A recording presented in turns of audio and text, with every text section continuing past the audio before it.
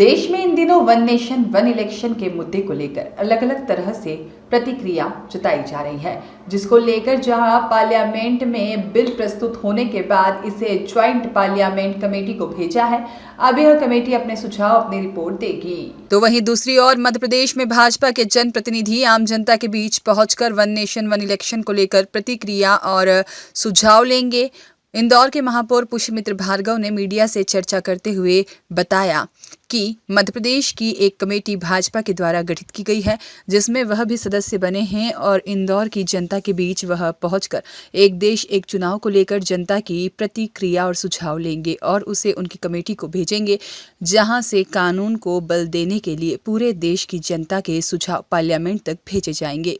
देखिए, आप और हम सब जानते हैं कि देश में लगातार चुनाव चलते रहते हैं, कभी लोकसभा का, कभी विधानसभा का।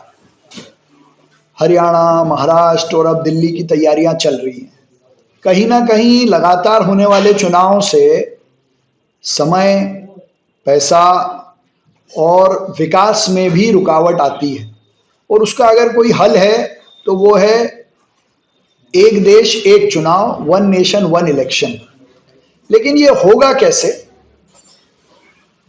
इसको लेकर कई सारे संशय थे, लेकिन देश के यशस्वी प्रधानमंत्री श्री नरेंद्र मोदी जी ने वन नेशन वन इलेक्शन का बिल पार्लियामेंट में प्रस्तुत किया और उसको जॉइंट पार्लियामेंट्री कमेटी को भेजा है।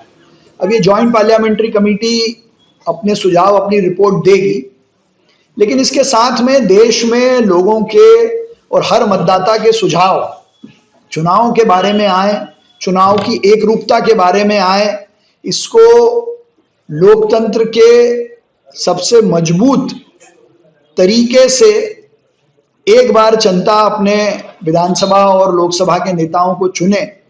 इसमें क्या तकलीफ आ सकती है, क्या अच्छे से अच्छे सुझाव हो सकते हैं, वो लेने के लिए हम जनता के बीच जाएंगे।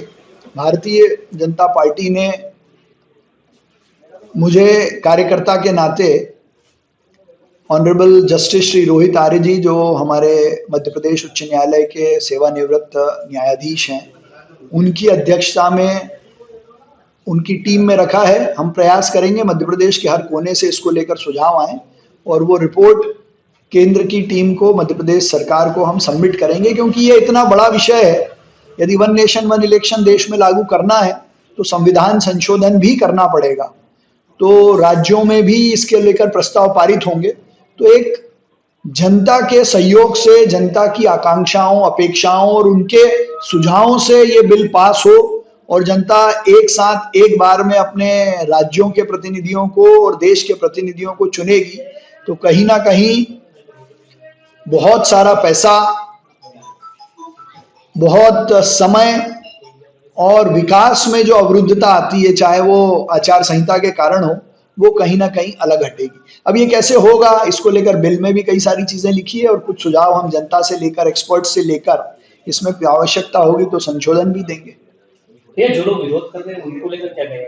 नहीं, ये प्रश्न आप उनसे पूछिए कि उनके विरोध का कारण क्या है। यदि उनका विरोध तर्कसंगत है, उनके विरोध में कोई दम है, तो उसको भी हम संज्ञान में लेंगे। जेपीसी उसको संज्ञान में लेगी, जेपीसी बनी इसीलिए। जॉइंट पार्लियामेंट्री कमेटी में वो अपने सुझाव दें। बस एक छोटे बच्चे की तरह जिद करना कि मैं तो आज ये खाना नहीं खाऊंगा, ये गलत है।